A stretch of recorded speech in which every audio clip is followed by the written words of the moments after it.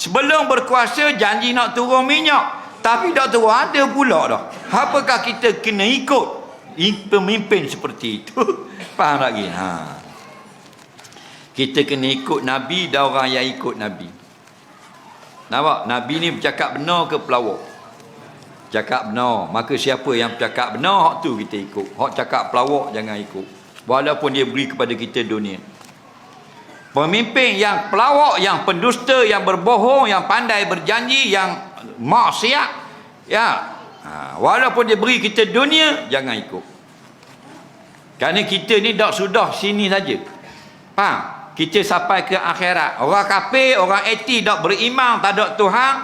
Nah, mereka dah rasa sinilah tempat susah ni. Bergalak habis-habis. Faham? Kita dak susah sini. Nah, semuanya akan ditapis. Hak mana mu ikut? Mu ikut pemimpin yang bohong, mu bersama pembohong.